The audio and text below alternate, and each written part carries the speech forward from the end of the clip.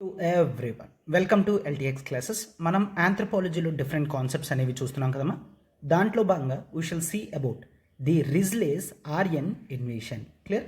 So Herbert Risley అన్న వ్యక్తి Aryan invasion గురించి ఏం చెప్పడం జరిగిందో ఒకసారి చూద్దాం. అయితే ప్రీవియస్ ఇయర్లో కూడా దీని మీద క్వశ్చన్స్ అనేవి రావడం జరిగింది. సో దాన్ని మనం ఏ విధంగా డీటెయిల్గా డిస్కస్ చేయగలం అనేది కూడా చూద్దాం. రైట్, క్లాస్ డిస్కస్ చేస్తుంది. This is Srinivas. Right, yes. So the concept is Herbert Risley's Aryan invasion. ఈరోజు క్వశ్చన్ని డిస్కస్ చేసే ముందు ఒక్కసారి చూద్దాము. దట్ ఈస్, ఇండియాలో ఆంథ్రోపాలజిస్టుల యొక్క కంట్రిబ్యూషన్ అనేది చాలా ఎక్కువగా ఉంది. అయితే ఈ ఆంథ్రోపాలజిస్టులు generally two types. Indian anthropologists ఉన్నారు అండ్ వెస్టర్న్ కంట్రీస్ ఆంథ్రోపాలజిస్టులు ఉన్నారు. అయితే వెస్టర్న్ కంట్రీ ఆంథ్రోపాలజిస్ట్ కూడా ఇండియన్ రీసెర్చ్కి, ఇండియన్ అకాడమిక్ నాలెడ్జ్కి కంట్రిబ్యూషన్ అనేది చేయడం జరిగింది. దాంట్లో one of the important persons it is HH Risley. Clear? HH Risley or Herbert Risley అని అంటాము. అయితే ఈ వ్యక్తి ఇండియాలో ఒక కొత్త కాన్సెప్ట్ కూడా తీసుకొచ్చారు. That is called the Aryan debate. Aryans అనేవాళ్ళు ఇండియాలోకి రావడం జరిగింది. సెంట్రల్ ఏషియా నుంచి ఆర్యన్స్ అనే క్వాలిటీ ఉన్న పీపుల్ రావడం జరిగింది. క్లియర్? అండ్ నేటివ్ ఇండియన్స్ అనేవాళ్ళు ద్రవిడియన్స్ అని చెప్తూ ఈ ఆర్యన్ డిబేట్ని హెచ్హెచ్ రిజ్లే గారు తీసుకొని రావడం జరిగిందనమాట. సో అతను దీని గురించి ఏం చెప్తున్నారు అని 2014లో మనకి ఒక 10 మార్క్స్ క్వశ్చన్ పేపర్ 2లో రావడం జరిగిందనమాట. రైట్, సో ఇప్పుడు ఆ క్వశ్చన్ని మనం డీల్ చేసుకుంటూ చూడండమ్మా. రైట్, సో ఇది మాత్రమే కాకుండా ఈ ఆర్యన్ డిబేట్ అనేది మనకి origin of the cost system, అసలు ఇండియాలో కాస్ట్ సిస్టమ్ అనేది ఎలా స్టార్ట్ అయ్యింది అనే దాని మీద చాలా థియరీస్ అనేవి ఉండడం జరిగింది. ఆ థియరీస్లో Herbert Risley because of the racial invasion, అంటే ఆర్యన్స్ అనేవాళ్ళు డిఫరెంట్ రేస్ వాళ్ళు, native Dravidians or indigenous people వాళ్ళు వేరే రేస్, అంటే నథింగ్ బట్ క్వాలిటీస్ అనేవి, క్యారెక్టరిస్టిక్స్ అనేవి డిఫరెన్స్గా ఉన్నాయి. సో ఈ రేషియల్ ఇన్వేషన్ వలన ఆర్యన్స్ ఎవరైతే ఇండియాలోకి ఇన్వేడ్ అయ్యారో ఆ తర్వాత ఈ కొత్త కాస్ట్ స్ట్రక్చర్ అనేది వచ్చింది అని చెప్తూ రేషియల్ థియరీని కూడా కాస్ట్ సిస్టంలో రిజ్లే గారు ఇంట్రడ్యూస్ చేయడం జరిగిందనమాట. రైట్, సో అయితే ఈ టాపిక్ని ఇంకా డీటెయిల్డ్గా మనం ఇప్పుడు క్వశ్చన్ ఫార్మెట్లో ఒక్కసారి చూడండమ్మా. మనం బ్యూటిఫుల్ ఆఫర్ తీసుకొని రావడం జరిగింది ఆప్షనల్ ఇన్ఫినిటీ మీద. ఒకవేళ మీరు మీ ఆప్షనల్ ప్రిపరేషన్ అనేది స్టార్ట్ చేయకపోతే చూడండి, లైవ్ ప్లస్ రికార్డెడ్ బ్యాచెస్ అనేవి స్టార్ట్ అవ్వడం జరిగింది. అయితే మీరు మంత్లీ 3000 పే చేస్తూ క్లియర్ ఈఎంఐ రూపంలో మీరు చాలా ఫ్రీగా ఈజీగా మీరు అమౌంట్ అనేది పే చేయగలరు.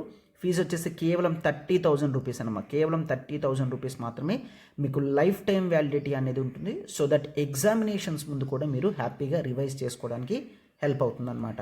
అయితే ఈ 3000 పర్ మంత్ వచ్చే ఆఫర్ కేవలం మీకు ఈ మంత్ ఎండింగ్ 30th నవంబర్ వరకు మాత్రమే ఉంటుంది. సో మీరు ఒకసారి జాయిన్ అవ్వాలనుకుంటే you can call to this number 7893899553. అయితే మనం PSIR, pubad, sociology, anthropology, Telugu literature optionals అనేవి డీల్ చేయడం జరుగుతుంది. ఆంథ్రోపాలజీ కంప్లీట్గా నేనే డీటెయిల్గా మీకు తీసుకుంటాను. సో దట్ మీకు ప్రాపర్ నోట్స్ ఇవ్వడం జరుగుతుంది, రెగ్యులర్గా క్వశ్చన్స్ ప్రాక్టీస్ చేస్తారు, పూర్తి హ్యాండ్ హోల్డింగ్ అనేది ఉంటుందన్నమాట. రైట్, సో మీకు ఏ డౌట్ వచ్చినా ఒకవేళ మీరు నాతో మాట్లాడాలనుకున్నా ఈ నెంబర్కి మీరు కాల్ చేయగలరు. క్వశ్చన్ చూడమ్మా. Contribution of HH Risley to Aryan debate. ఎప్పుడు ఇది?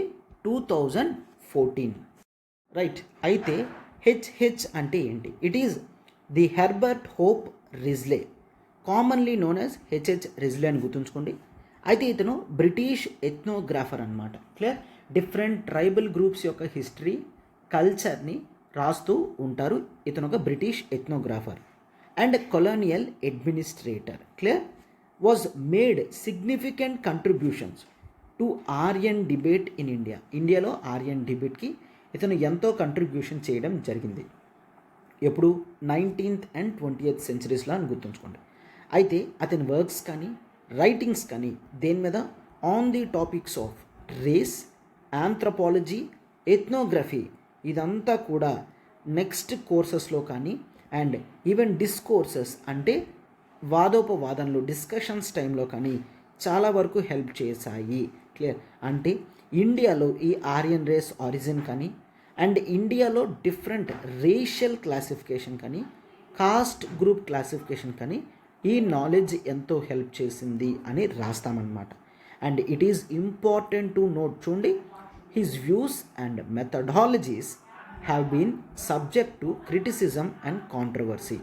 ఇతను ఏవైతే చెప్పడం జరిగిందో కోర్స్ దాంట్లో క్రిటిసిజం అండ్ కాంట్రవర్సీ ఉన్నాయి, బట్ ఇతను ఇచ్చిన కంట్రిబ్యూషన్ అనేది ఇంపార్టెంట్ అని రాస్తాం. అయితే అతని కంట్రిబ్యూషన్ ఏంటి? That is ethnographic surveys. ఇతను ఎథ్నోగ్రఫిక్ సర్వేస్ చేసిన తర్వాత చెప్పడం జరిగింది అని చెప్తామన్నమాట. ఇతను అక్రాస్ ఇండియా వర్క్ చేశారు అండ్ ఇతను సెన్సస్ కమిషనర్ ఆఫ్ ఇండియా 1891 నుంచి 1901 వరకు ఇతను ఇండియాలో సెన్సస్ కమిషనర్ కింద వర్క్ చేయడం జరిగింది. సో అప్పుడు అతను ఏదైతే సర్వేస్ చేయడం జరిగిందో దాంట్లో క్లియర్గా డిఫరెంట్ రేషియల్ అంటే ఫేషియల్ అండ్ బాడీ క్యారెక్టరిస్టిక్ బట్టి క్లాసిఫికేషన్స్ చేశారు. And also on the social parameters, ఎవరు ప్రజల్లో కలుస్తున్నారు, ఎవరు కలవడం లేదు, ఇట్లాంటి క్వాలిటీస్ అన్నీ కూడా డిఫరెంట్ సెక్షన్స్ ఆఫ్ పీపుల్స్లో ఇండియాలో ఇతను అబ్జర్వ్ చేసి ఇక్కడ క్లాసిఫికేషన్ అనేది ప్రొవైడ్ చేయడం జరిగిందనమాట. క్లియర్. సో అతను ఫిజికల్ క్యారెక్టరిస్టిక్స్ మీద, కస్టమ్స్ మీద, సోషల్ ప్రాక్టీసెస్ మీద డిఫరెంట్ గ్రూప్స్ని అడిగి కనుక్కోవడం జరిగింది. ఈవెన్ కాస్ట్ బేసిస్ని కూడా అతను తీసుకొని కన్సిడరేషన్ చేయడం జరిగిందనమాట. రైట్. అయితే అతను రేషియల్ థియరీస్ కూడా ఇవ్వడం జరిగింది. అండ్ ఇది ఇచ్చిన ఇతని కాన్సెప్ట్ అనేది కొన్ని రేషియల్ థియరీస్కి కూడా ఇన్ఫ్లుయెన్స్ చేశాయి అని చెప్తున్నారు. అయితే అతను ఆర్యన్ ఇన్వేషన్ థియరీ చెప్తున్నారనమాట. హీ సబ్స్క్రైబ్డ్ అంటే he accepted and propagated the Aryan invasion theory. Aryans అనేవాళ్ళు ఇండియాలోకి రావడం జరిగింది, ఇన్వేడ్ అయి వచ్చారు అని చెప్పడం జరిగిందనమాట. క్లియర్. సో దీంతో Indo Aryan race migration from central Asia ఇతను చెప్తున్నారనమాట. అండ్ వీళ్ళు ఇండిజీనియస్ అంటే భారతదేశంలోనే ఉన్న ద్రవిడియన్ పాపులేషన్కి ఆపోజిట్గా ఉన్నారు. అంటే ద్రవిడియన్ పాపులేషన్ని సౌత్ ఆఫ్ ఇండియాకి పంపించేసి ఆర్యన్స్ నార్త్లో సెటిల్ అవ్వడం జరిగింది అని చూస్తాం. And Risley classified racial types on physical characteristics. Clear. And using a hierarchy that placed racial classifications చేసి అతను చెప్పడం జరిగింది. కాకసస్ ఆర్ కకేషియన్స్ అంటే ఆర్యన్స్ అని చెప్పడం జరిగింది. వీళ్ళని హై పొజిషన్లో ఉంచాడు. And next it is Dravidians, వీళ్ళని లోయర్ పొజిషన్లో పెట్టడం జరిగింది. ఎందుకు? బేస్డ్ ఆన్ సెవరల్ క్యారెక్టరిస్టిక్స్, వీళ్ళు టాప్లో ఉన్నారు, వీళ్ళు బాటంలో ఉన్నారు అని హెర్బర్ట్ రిజ్లే చెప్పడం జరిగింది. యాక్చువల్లీ ఇటువంటి ఇష్యూస్లోనే కాంట్రవర్సీ రావడం జరిగింది. అండ్ హూ సెడ్ ఆర్యన్స్ వచ్చిన మాట వాస్తవమే కావచ్చు, బట్ వాళ్ళు టాప్లో ఉంటారు, ద్రవిడియన్స్ తక్కువలో ఉంటారు అనేది కరెక్ట్ కాదు అని చెప్తూ కొంతమంది క్రిటిసైజ్ కూడా రిజ్లేని చేయడం జరిగింది. అండ్ నెక్స్ట్ పాయింట్స్ చూడండి. It is the cast classification. Caste classification కూడా ఇతను ఇంపార్టెంట్ రోల్ ప్లే చేశారు. That is the creation of A cost based classification system book. ఏంటది? ద పీపుల్ ఆఫ్ ఇండియా 1915లో అనమాట. సో కాస్ట్, ఇండియాలో కాస్ట్ని రేస్తో కలిపి కోరిలేట్ చేయడం జరిగింది. సజెస్టింగ్ ఏంటి? కాస్ట్ గ్రూప్స్ అనేవి రేషియల్ కేటగిరీస్ ప్రకారం డివైడ్ చేయొచ్చు. క్లియర్. ఫిజికల్ ఫీచర్స్తోని సోషల్ కస్టమ్స్తో కూడా డివైడ్ చెయ్యొచ్చు అని చెప్తున్నారనమాట. రైట్. సో కాస్ట్ గ్రూప్స్ అనేవి చాలా ఇంపార్టెంట్. వీటితో రేషియల్ గ్రూప్స్ కూడా కనుక్కోవచ్చు అని చెప్పి తీసుకొని రావడం జరిగిందనమాట. Right. And C social policy influence అంటే ఏంటి? Risley's caste based classification system, it influenced the social policies and administrative practices during British colonial era. British వాళ్ళు పరిపాలిస్తున్న టైంలో ఇతను ఇచ్చిన నాలెడ్జ్ అనేది చాలా వరకు హెల్ప్ చేసింది. గవర్నమెంట్ తీసుకోబోయే సోషల్ ప్లాన్స్లో కానీ వీటన్నిటిలో కూడా ఇతను అడ్వైజరీ రోల్ ప్లే చేయడం జరిగింది అని చూస్తామన్నమాట. రైట్. అయితే ఈ క్లాసిఫికేషన్స్తో అతను రిక్రూట్మెంట్స్ చేయడం జరిగింది, ఎడ్యుకేషనల్ పాలసీస్ డిసైడ్ చేయడం జరిగింది, అండ్ సోషల్ రిఫార్మ్ ఎఫర్ట్స్ కూడా యాక్సెప్ట్ చేసే విధంగా చేయించడం జరిగిందనమాట. క్లియర్. సో ఈ క్లాసిఫికేషన్ అనేది ఈ shaped the understanding and treatment of different caste groups, contributing to consolidation of caste identities and perpetuation of caste based inequalities అని గుర్తుంచుకోండి. క్లియర్? సో కాస్ట్ ఐడెంటిటీస్కి అండ్ కాస్ట్ బేస్డ్ ఇన్ఈక్వాలిటీస్కి కూడా అది హెల్ప్ చేసిందనమాట. క్లియర్? సో ఇట్లాగా క్లియర్గా ఒక డిబేట్ అనేది తీసుకొని రావడం వలన చాలామందికి తెలియని వాళ్ళు కూడా ఇదే కరెక్ట్ అనుకొని వీటిని సబ్స్క్రైబ్ చేసుకునేవారు, అంటే వీటినే యాక్సెప్ట్ చేసేవారు. సో దీనివల్ల ఈవెన్ కాస్ట్ బేస్డ్ ఇన్ఈక్వాలిటీస్ కూడా పెరిగిపోయాయి అని చూస్తాం. And next, however it is important to note that Risley's work has been criticised for racial and essentialist assumption. అతను రేషియల్ క్లాసిఫికేషన్ని అందరూ కూడా దే క్రిటిసైజ్డ్ అనమాట. As well its role in perpetuating colonial power structure. And అతని ఇచ్చిన advisory మూలానే ఇండియాలో British వాళ్ళు అన్ని సంవత్సరాలు రూల్ చేయడం జరిగింది. ఇటువంటివి ది కొలోనియల్ పవర్స్కి ఇవ్వకూడదు అని చెప్తున్నారనమాట. అంటే ఇటువంటి అడ్వైజరీస్ పాలసీ మేకింగ్స్లో ఈ కొలోనియల్ కంట్రీస్కి ఇవ్వకూడదు అని. And critics argue that his classification reinforced the hierarchical notion of race and caste. ఇతను ఇచ్చిన థీరీ వల్ల ఈ రోజుకి కూడా చాలామంది కాస్ట్లో డిఫరెన్సెస్ చూపిస్తూ సుపీరియర్ కాస్ట్ అని రేస్ ఫీలింగ్స్లో సుపీరియర్ తీసుకొస్తూ వాటిని కూడా సబ్స్క్రైబ్ చేసుకోవడం జరుగుతుంది అని చెప్తున్నారు.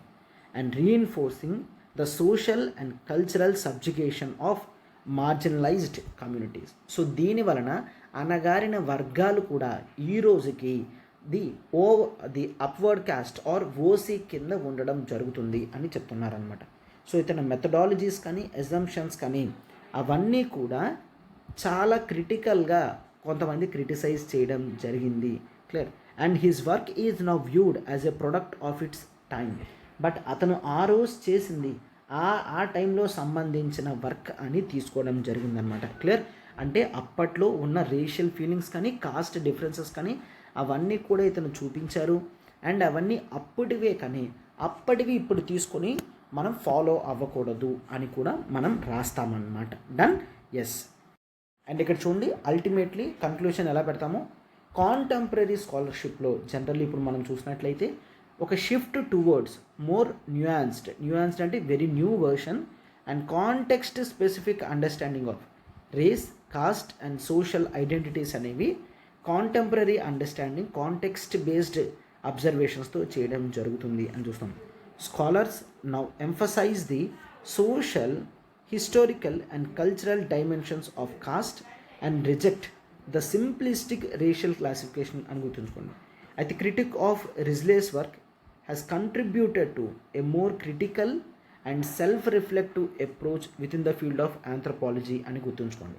ఇతను చాలా క్రిటికల్ వర్క్స్ అనేవి చేయడం జరిగింది. అండ్ ఇవన్నీ కూడా ఆంథ్రపాలజీలో ఇంపార్టెంట్ రోల్ ప్లే చేశాయి.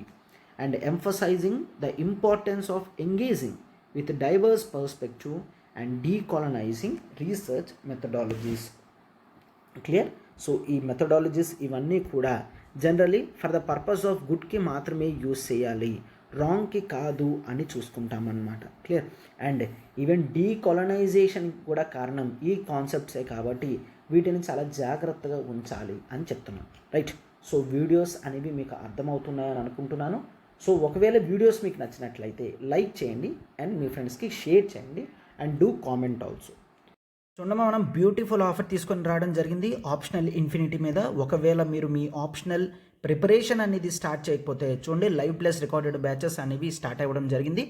అయితే మీరు మంత్లీ 3000 పే చేస్తూ క్లియర్ ఈఎంఐ రూపంలో మీరు చాలా ఫ్రీగా ఈజీగా మీరు అమౌంట్ అనేది పే చేయగలరు. ఫీజు వచ్చేసి కేవలం 30,000 రూపీస్ అన్నమాట. కేవలం 30,000 రూపీస్ మాత్రమే మీకు లైఫ్ టైం వ్యాలిడిటీ అనేది ఉంటుంది. సో దట్ ఎగ్జామినేషన్స్ ముందు కూడా మీరు హ్యాపీగా రివైజ్ చేసుకోవడానికి హెల్ప్ అవుతుందన్నమాట. అయితే ఈ 3000 పర్ మంత్ వచ్చే ఆఫర్ కేవలం మీకు ఈ మంత్ ఎండింగ్ 30th నవంబర్ వరకు మాత్రమే ఉంటుంది. సో మీరు ఒకసారి జాయిన్ అవ్వాలనుకుంటే you can call to this number 7893899553. అయితే మనం PSIR, pubad, sociology, anthropology, Telugu literature optionals అనేవి డీల్ చేయడం జరుగుతుంది. ఆంథ్రపాలజీ కంప్లీట్గా నేనే డీటెయిల్గా మీకు తీసుకుంటాను. సో దట్ మీకు ప్రాపర్ నోట్స్ ఇవ్వడం జరుగుతుంది. రెగ్యులర్గా క్వశ్చన్స్ ప్రాక్టీస్ చేస్తారు.